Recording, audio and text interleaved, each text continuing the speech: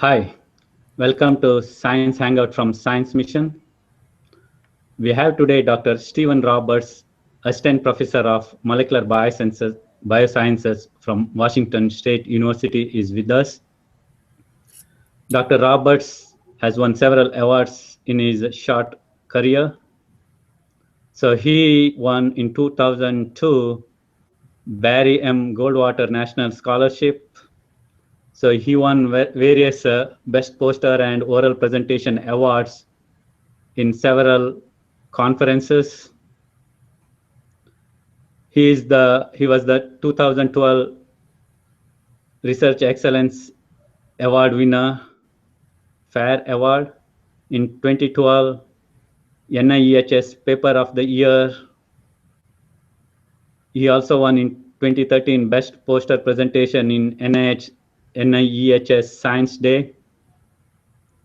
2013, he was the Fellow of the Year from NIEHS.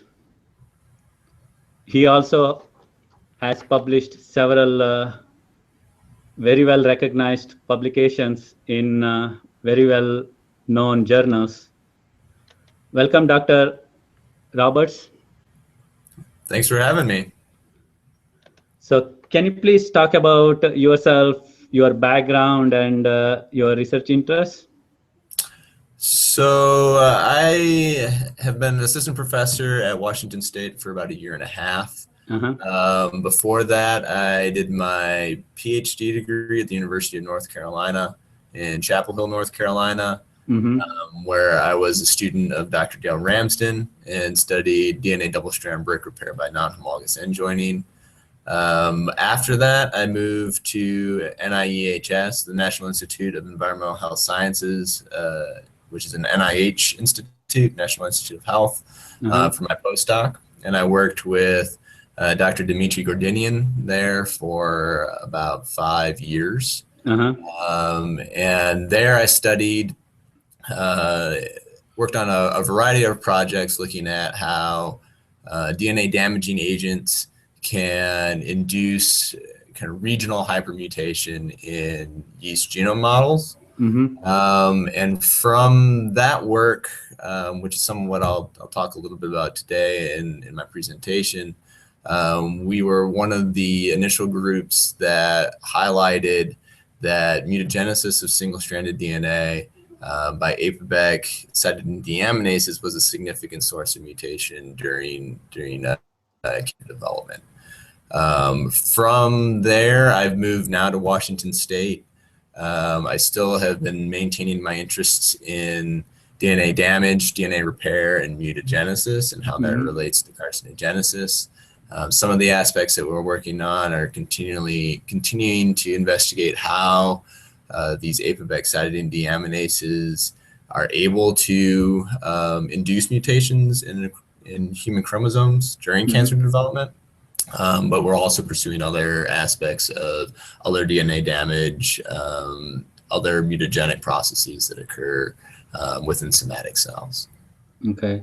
And when the time came, like, what was your reason behind moving to academics rather than moving to industry? Is there any specific reason, or like it was your passion to get into academics? I mean, I think we're all to some extent kind of trained when you kind of go through your PhD and your postdoc for more of an academic track.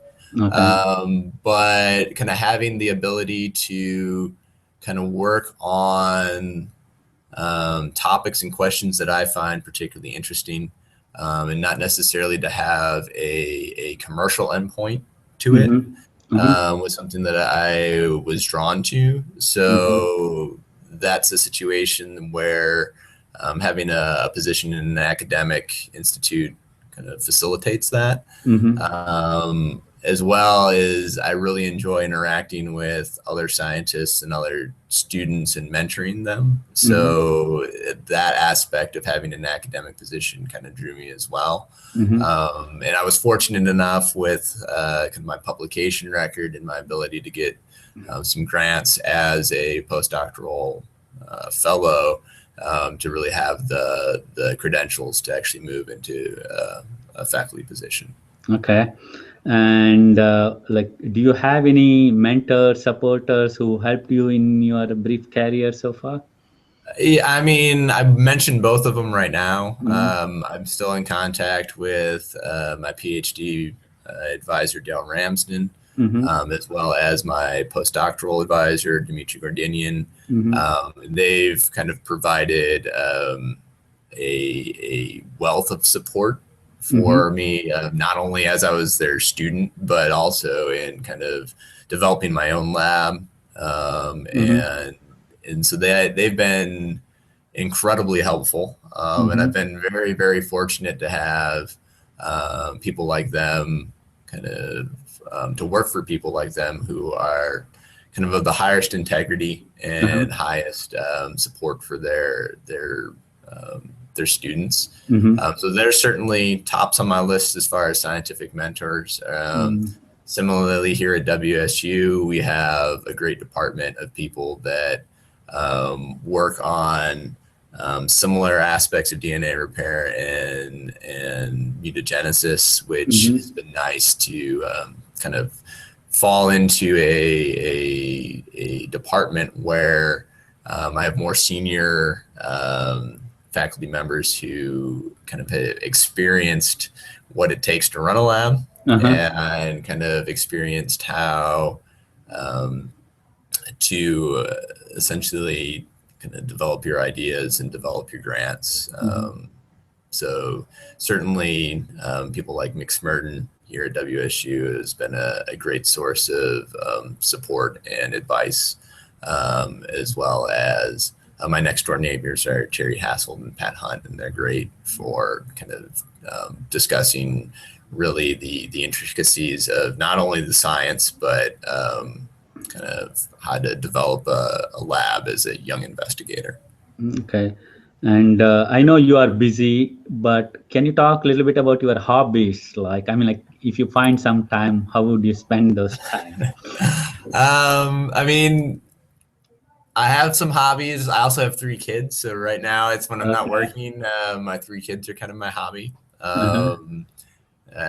But beyond that, things that I generally like to do, I'm a pretty outdoors oriented individual. Mm-hmm. So fishing, hiking, camping, Okay. running, Okay. anything that gets me outside, I'm Nice. usually pretty happy about doing. So that's kind of what I strive to do when I have some time. They get to do something that I really want to do. But Uh-huh. um, a lot of what I do now is kind of managing the lab and being with my wife and my kids, because Okay. they're certainly very important to me. And Mm-hmm. so if I can combine what my kids want to do with being outside and going for a bike ride with them, then that's the best for me. That's kind Okay. of what my hobbies are. That's nice. And can you talk a little bit more about your lab people? So right now, as I mentioned, I've been here for about a year and a half. Uh-huh. We have kind of a diverse lab makeup right now. Mm-hmm. Um, I have 1 postdoc at this point, Mm-hmm. 3 graduate students who are Mm-hmm. all within their first or second year of grad school. Mm-hmm. And then the lab, actually, we have a pretty large undergraduate lab Okay. population. So I have 6 undergraduate lab volunteers that work in the lab. Okay. They're usually there from 10 to 20 hours a week.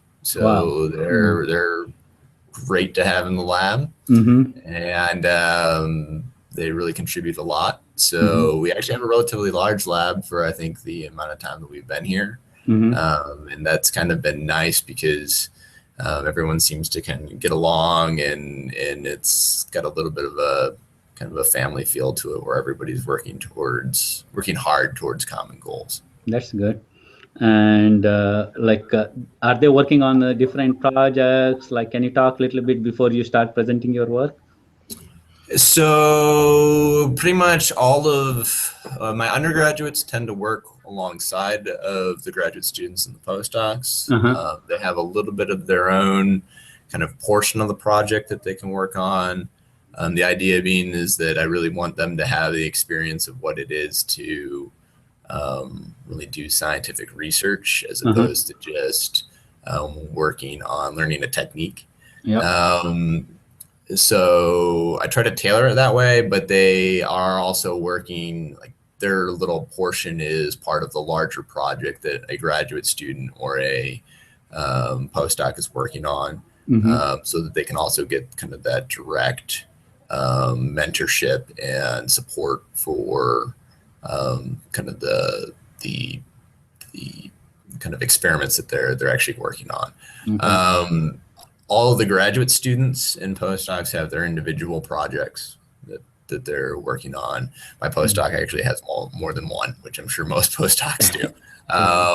So, and it's a pretty wide variety of topics we're kind of investigating at this point. And so what I'll kind of show today is kind of one avenue that we're actually been addressing recently.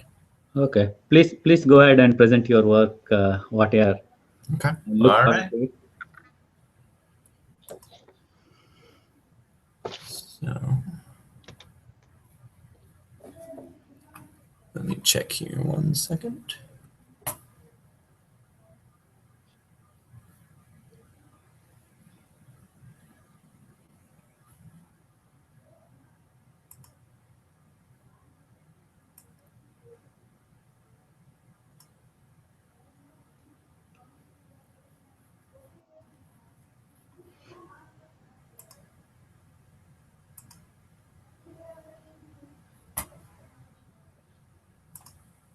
All right. So I really appreciate the opportunity to really discuss one of the projects that we are working on in the lab. Steve, I'm getting the smaller version. You have the other version which we saw last time. Is that better? No, it didn't change anything right now. All right.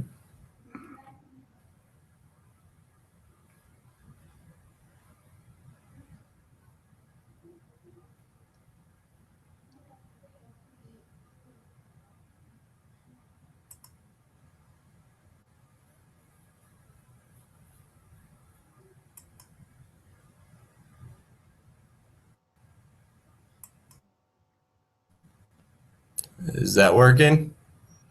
Okay, there's a sidebar that if you can take it off. I apologize for this. That's okay.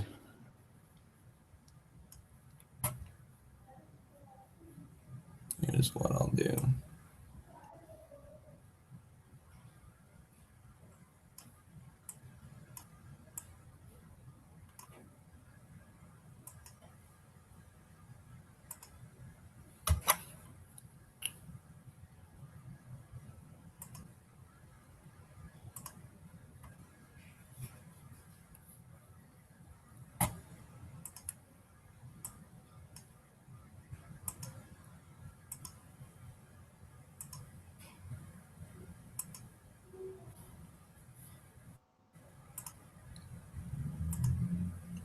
That better? Let me see. Yeah, good. All right. Let me just get my pointer up here. All right. So what I'm going to talk to you about today is really one of the projects we have going on in the lab, and that's to look at the role of these APOBEC cytidine deaminases in editing cancer genomes. So cancer is actually a very complex set of diseases, and the defining characteristics of what cancer actually is that you have a development of essentially altered metabolism that support and a tumor microenvironment that supports consistent proliferation and replicative immortality. Now, what actually underlies a lot of these events that leads to cancer development is actually a increase in genome instability and mutation that inactivates genes that are important for cell cycle regulation, for example. So my lab's actually interested in kind of what are the processes that lead to that genome instability and mutation, and how that actually helps to drive cancer development. And so we're actually been quite lucky in the last few years in that our research has actually been facilitated by what has really been an explosion of high throughput analysis of genetic changes that occur in tumors. And so there's multiple consortia across the world that are receiving excised tumor samples from patients and are extracting DNA from those excised tumors and utilizing kind of cutting edge, high throughput sequencing techniques to sequence entire genomes in the tumors, or exomes, which is just the coding regions of the tumors, and identifying what mutations have been accumulated as that tumor actually has developed. And so kind of the underlying reason for doing these consortia are twofold. The first being if you sequence multiple tumors and you see similar genes mutated in multiple different patient samples, those are likely to be genes that are important for the actual tumor development and are considered these driver mutations. And so many groups are really interested in trying to identify what those driver mutations are, as they are likely kind of the druggable targets for any of your precision therapeutics. What you also get by doing this sequencing is a large number of passenger mutations that don't necessarily contribute to the disease itself, but they're indicative of kind of the general mutagenic processes that are going on in the tumor. And so those are the types of processes that are the types of mutations that we're actually focusing on, is really the bulk mutations, to try to give us an idea of really what are the mutagenic processes at play during cancer development.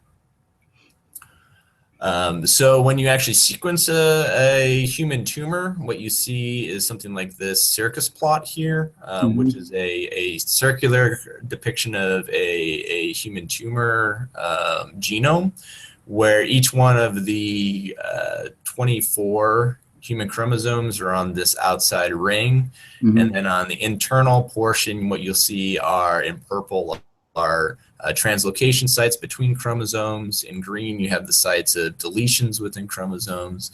And what's really not even shown here are the order of thousands to hundreds of thousands of single base pair substitutions that kind of occur as this tumor develops. So it's a really complex set of mutations, and it's really difficult to understand what is kind of the cause. Because if you look at essentially patterns of trinucleotides that are mutated in say this head and neck cancer, what you see on the right here is that really you see most of these substitutions are relatively evenly distributed.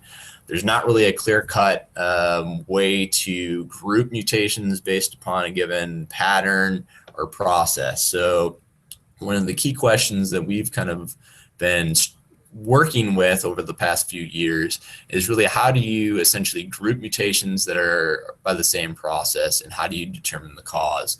So ideally, how do you go something from a very complex and kind of uniform mutation spectra to something that's much more defined, that you could actually potentially link to a cause? So as a postdoc at NIEHS, we actually had done previous experiments in model systems looking at regional hypermutation of in our case, yeast genomes. And we found instances of mutation clusters that had a very, very simple mutation spectra. These we term these strand coordinated mutation clusters, because all the mutations occurred in the same kind of base. So all of them, for example, would occur in cytidine. And so we were kind of wondering if we could utilize instances of clustered mutations to try to find a more simple mutation spectra in a complex set of genome rearrangements that would be in a human cancer. And so what we ended up doing was to devise an algorithm to actually identify statistically mutation clusters. And then once we had those candidates, to then go through and look at the mutation spectra that actually generated them. So what I'm showing on this slide are 17 individual mutation clusters that we actually identified from a set of 23 multiple myeloma samples.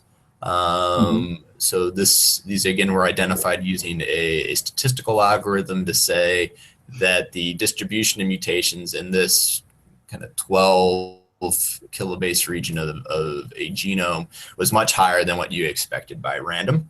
And in this case, again, all the mutations were strand coordinated, so they all occurred in cytosines.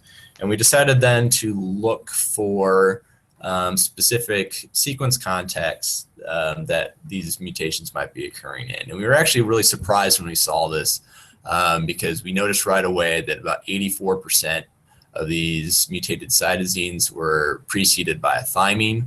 And of those, 81% were followed by either a thymine or an adenine, which we depicted as the IUPAC symbol W. So you have essentially a trinucleotide motif that's being mutagenized specifically within these clusters. The base substitution pattern, so what the cytosine was mutated to, was also very unusual. You had about a 50-50 split between cytosine being substituted to thymine or cytosine substituted to guanine. And so that was an instance where we were able to essentially, out of a very complex set of mutation data, we were able to define a very specific mutation pattern that we might be able to link to a specific mutagenic process.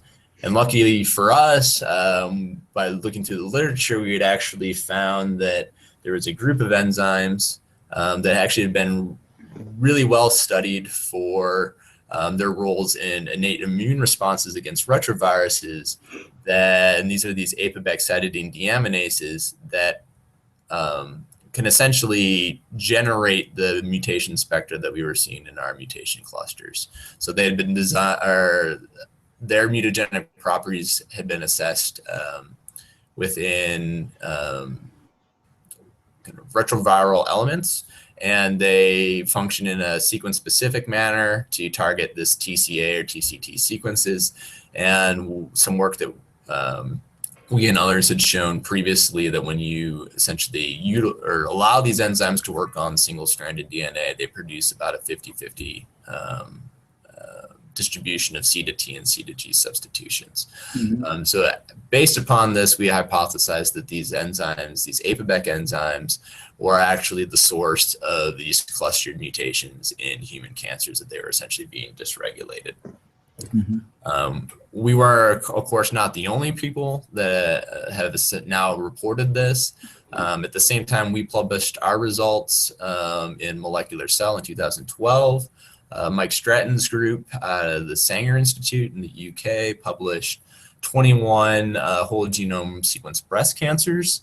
And they saw very, very similar clustering of mutations, which they termed contiguous. And so what's shown in this graph here is actually called a rainfall plot.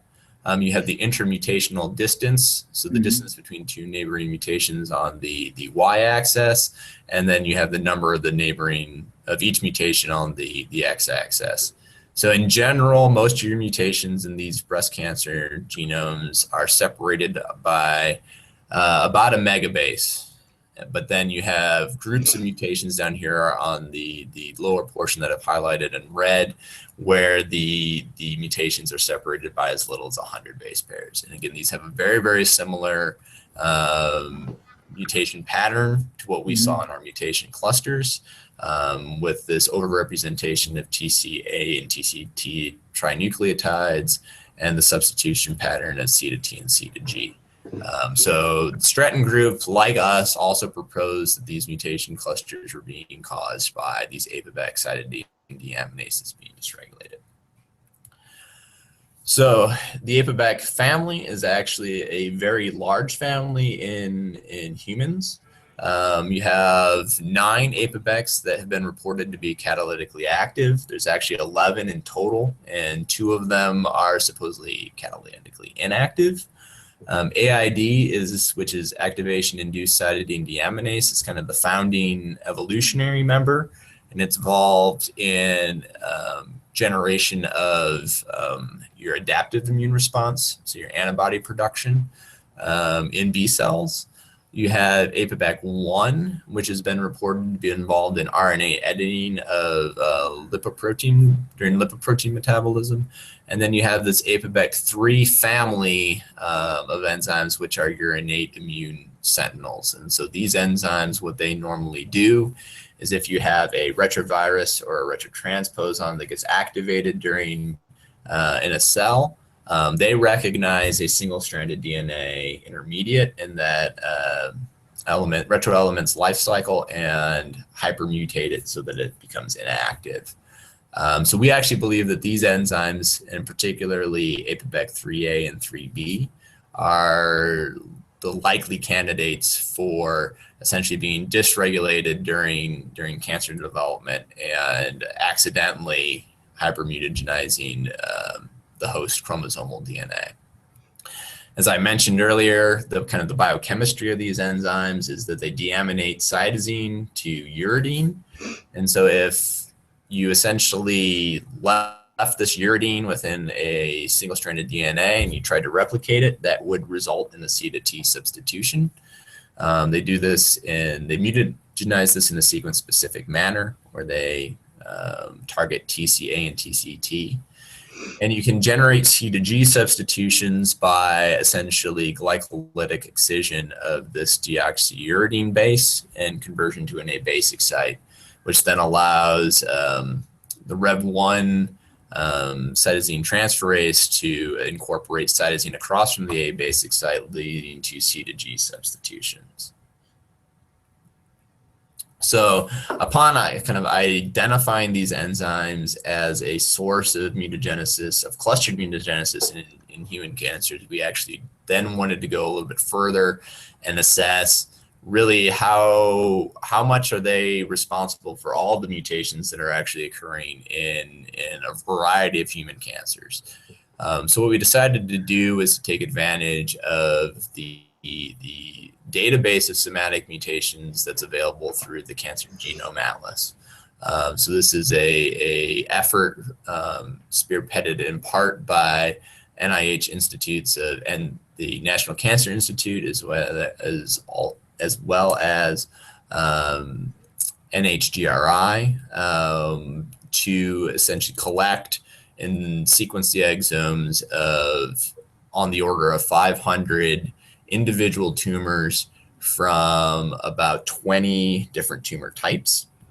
And so what we decided to do was to take the somatic mutations that were available as part of that database and determine how many of about the 1 million mutations that were available at that time fit this APOBEC pattern of cytosines mutated to either thymine or guanine in a TCA or TCT trinucleotide sequence.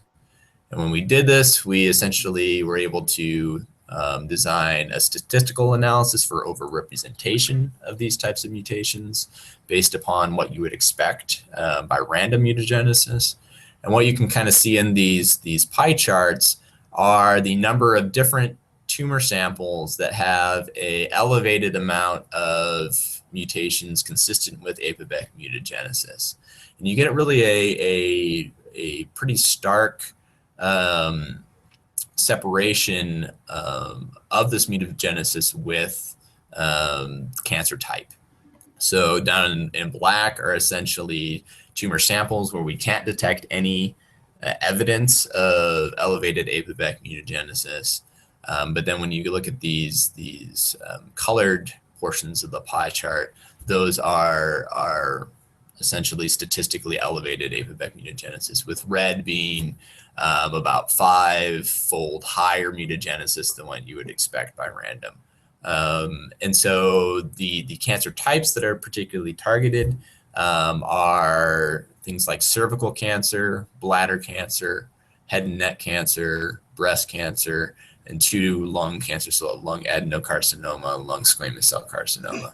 There is a small subtype of uterine endometrial cancer that is also kind of elevated with this type of mutagenesis, whereas things like ovarian, stomach cancer, colorectal cancer, prostate cancer, kidney cancer, and as well as acute myeloid leukemia or lymphoma really don't have much of this type of mutagenesis. And what's kind of interesting with kind of this separation are that tumors like cervical cancer and head and neck cancer are associated with things like HPV infection, which would suggest that kind of the traditional role of the APOBECs as sentinels against viral infection may play a role in kind of the initial upregulation of these enzymes to allow them to kind of mutagenize these genomes pretty heavily. So after essentially identifying APOBECs as a prominent cancer mutator, and now there's been multiple groups that have looked at this, not just our group, Mike Stratton's group, but Ruben Harris's group as well has provided a lot of information on how these enzymes are mutagenizing cancer genomes. The field kind of turned towards trying to understand which APOBECs, because there's potentially 11 of them, are involved in this, and exactly how they do it, because they're actually biochemically specific for single-stranded DNA as opposed to the double-stranded DNA that your chromosomes are normally in. So this table essentially summarizes a lot of information that's been accumulated from a bunch of different groups for the various APOBEC enzymes that were mainly the APOBEC3 class, as well as APOBEC1.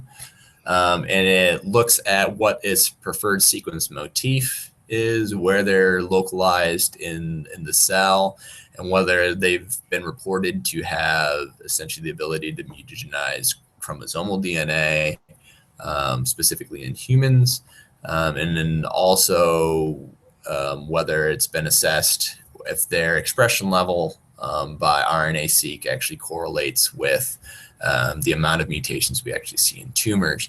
And so based upon this the summary table, the field has in general focused on this APOBEC3A and APOBEC3B enzymes as being the primary cancer mutators, particularly because they, again, target this 3 nucleotide motif.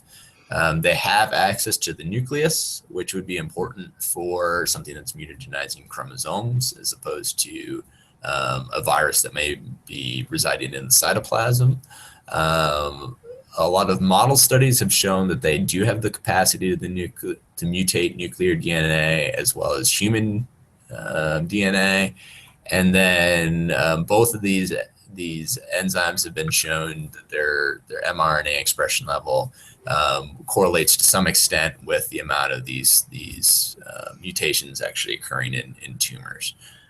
So they're kind of the enzymes that are highlighted towards being responsible for this type of mutagenesis. But we were also interested in whether we could highlight kind of the relative importance of 3A and 3B towards these processes. So what was done in Dmitry Gordinian's lab in collaboration with myself was to actually express these enzymes in a yeast model system and actually look at their preferred sequence motifs in a reporter gene simply by selecting mutations and sequencing the gene.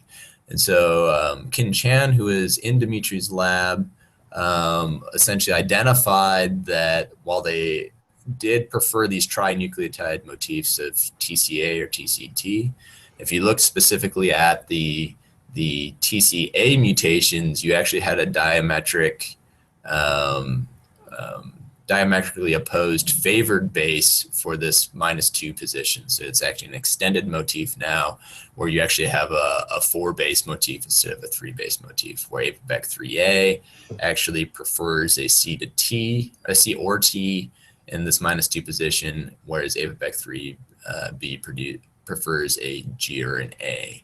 And so Ken went forward and actually analyzed whether you could see enrichment of this extended motif in a variety of human tumors. This, what I'm showing here on the left, is an example from breast cancers from the International Cancer Genome Consortium, where you can pretty readily see an increased enrichment of the APOBEC 3A style favored motif in some tumors, whereas the APOBEC 3B favored motif is kind of overrepresented in this different subset of tumors. And when you look at the actual number of mutations that you could contribute to each of these processes, the APOBEC 3A tumors have about an order of magnitude higher number of mutations than the APOBEC 3B tumors. So it appears from this type of analysis, both through APOBEC 3A and 3B operate in human tumors, but APOBEC 3A at least appears to be the more mutagenic when it is actually dysregulated. So one of the other kind of questions that the field has kind of set on is really how these enzymes actually gain access to the chromosomal DNA. I kind of glossed over this a little bit earlier. When they do this deamination reaction, they are specific for single-stranded DNA. So if this is actually in a double-stranded DNA state, they have essentially zero activity. So that leads to the question of what are they actually mutagenizing, and how are they actually inducing mutations when your chromosomes are normally double-stranded? Well, there's multiple different sources of single-stranded DNA that occurs normally during a cell cycle. You have, during replication, the lagging strand is synthesized discontinuously, so you actually have a single-stranded DNA gap that's formed here on the lagging strand template. During transcription, the non-transcribed strand remains single-stranded. That could be a potential target, and it is a target, a known target for AID, which is an APOBEC relative.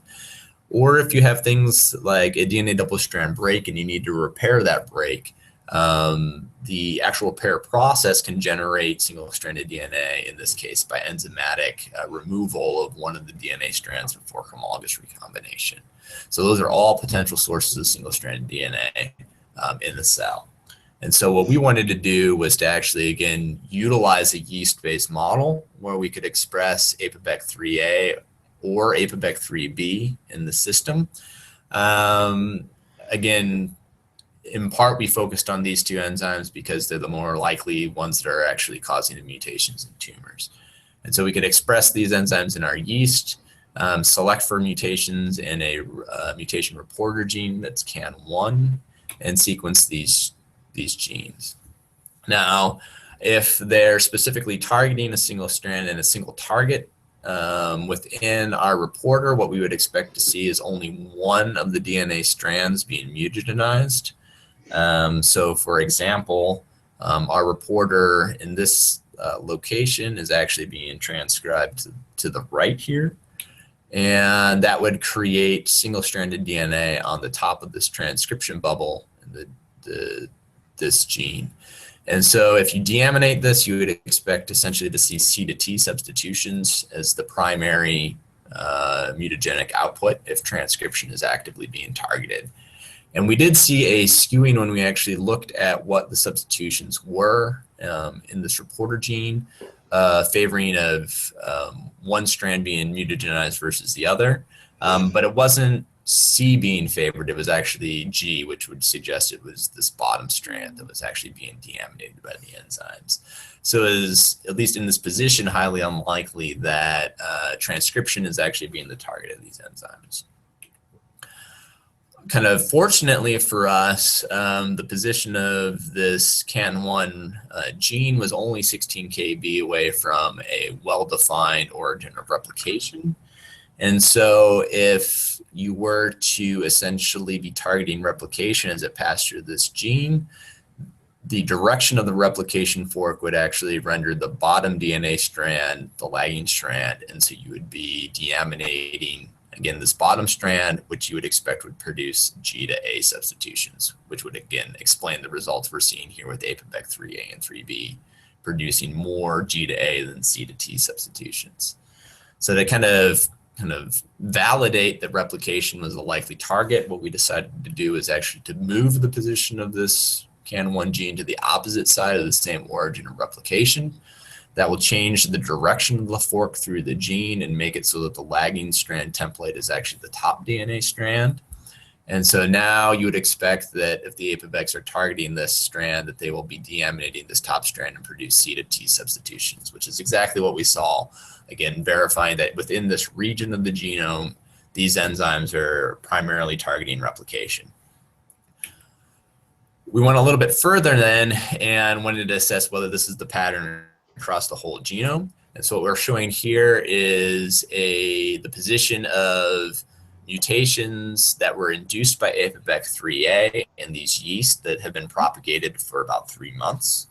And what you can kind of see is in red, these are C to T substitutions, and in green are the G to A. And you can kind of see localized clustering of the colors together. What that ends up being the result of is, again, this replication targeting, because what we can do is actually look at the fractional distance between two origins and say, as you're close to the left-hand side of origin A, that would produce the lagging strand template in the top DNA strand, so you should expect C to Ts. And as you then move closer to the next neighboring origin, then you should see a switch, because the lagging strand template is going to be on this bottom DNA strand. So you'll see a switch to G to A, and that's exactly what we see. And it's regardless of the availability of this target sequence across these different bins across the genome. So again, that really kind of cements the idea that replication is the primary target of these enzymes, at least in the model system, but it is across the entire yeast genome.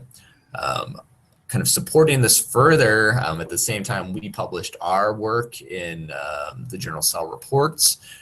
3 other groups published similar observations, one looking at APOBEC 3G and E. coli, but 2 actually assessing the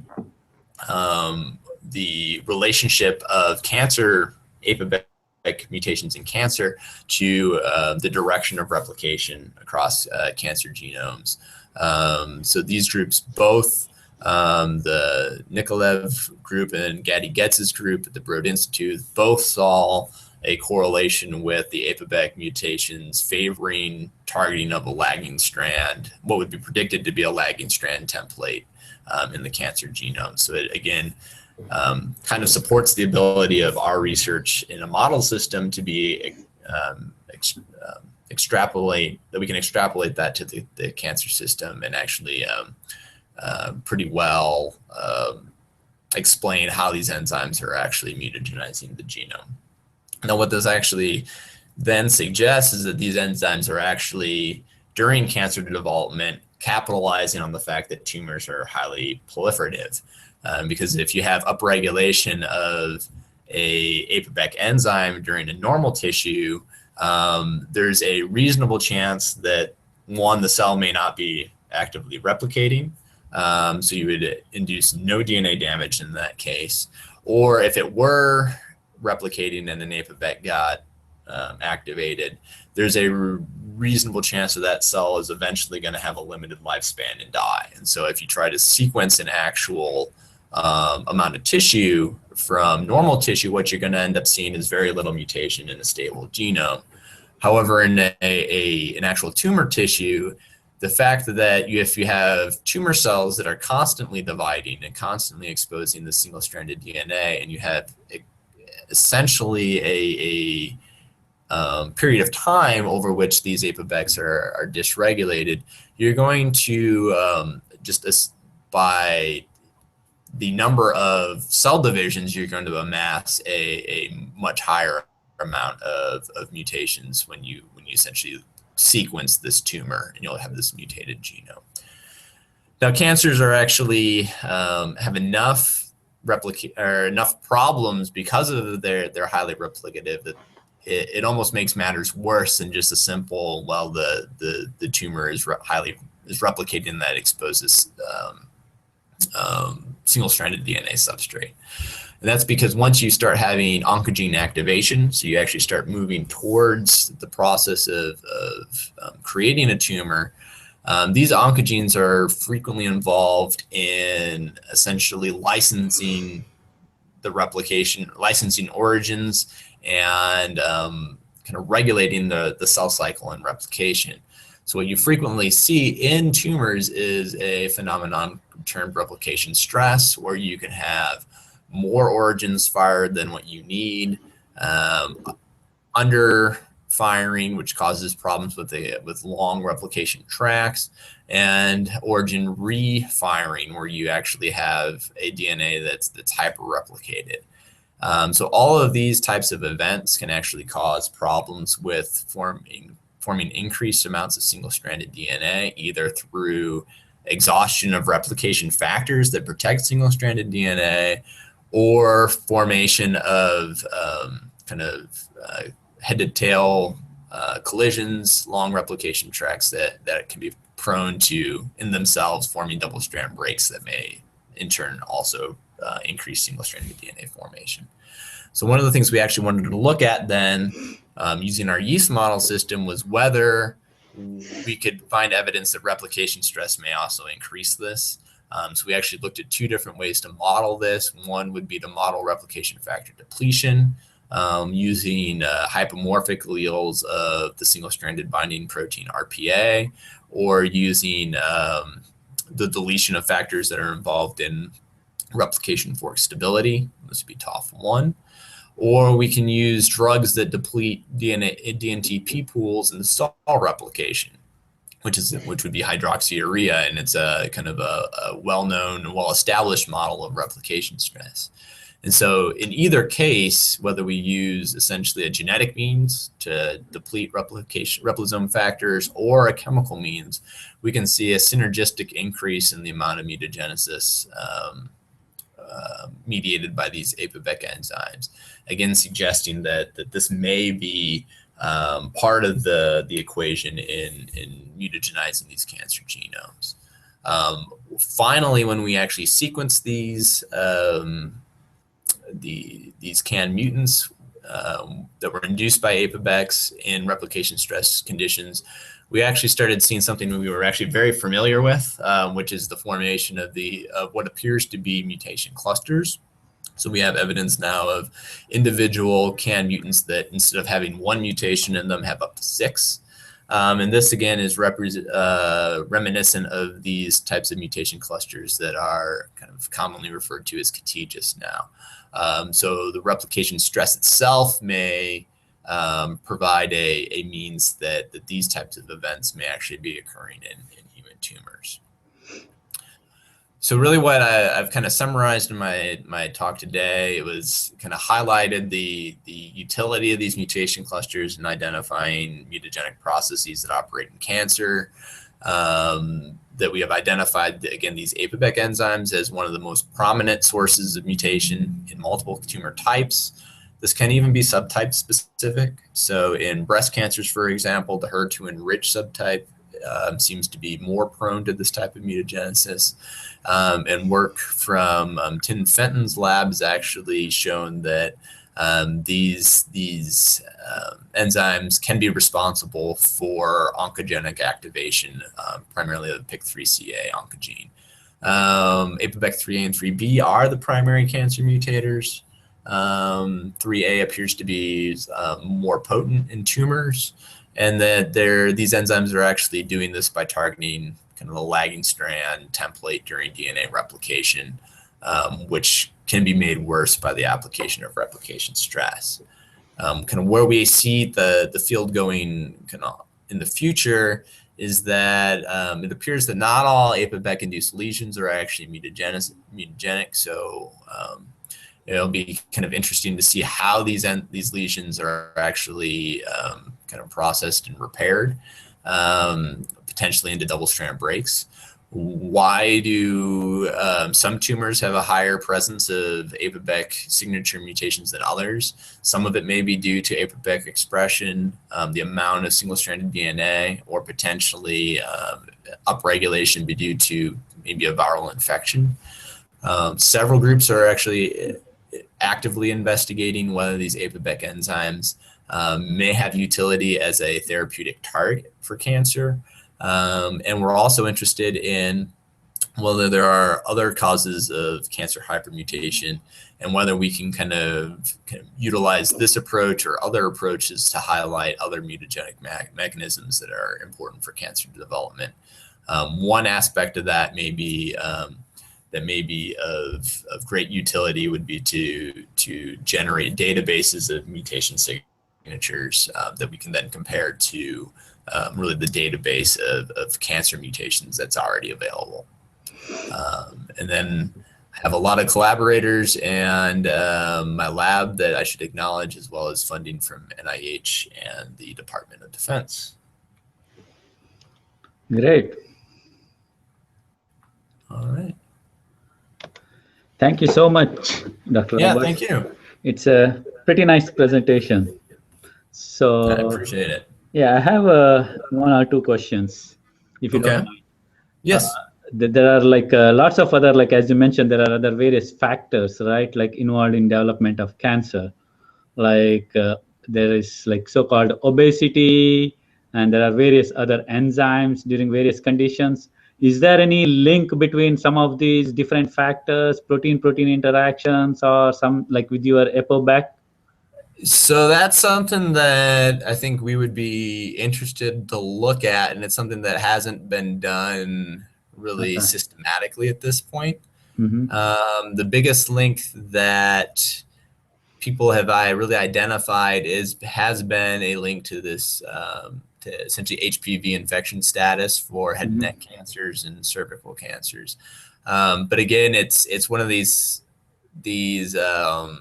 what you would need to do would be to essentially take clinical data that's associated with essentially the tumor databases and then profile that against kind of the APOBEC mutation profile. And that's something that can be done, but it's not something that has really been done in a systematic way as of yet. So I think it'd be really interesting, and I think it's something that there is, it probably needs to be done, and it's going to be a pretty large informatics-based exercise to actually tease that apart. Yeah. I mean, like it's you have found out something interesting. Now, basically, try to expand it to make sure that hey, what are the missing parts in there? Like, how does it all fit together? Yeah, and you can imagine things like individual SNPs and so polymorphisms playing a role in the population. You could expect things like genetic deficiencies that you've acquired during tumor development to play a role. So those are all things that are possibilities. But I think it's one of those things where the number of possible things or hypotheses that you could check are pretty extensive. So prioritizing what ones you're going to check first, I think is probably going to be important. Yeah, I think I don't have anything more to add on. But thank you very much for taking time to come and present your work. And I think people would be happy to see your work. And one question I have is like, what do you want? Like, if at all somebody is interested, can I give out your email if they are interested in talking to you? If people would like to talk to me about the work we do, then certainly contacting me at my email address here at Washington State University I'd be happy to talk to them. Okay. Thank you so much again. Yeah, I appreciate the opportunity. Thanks.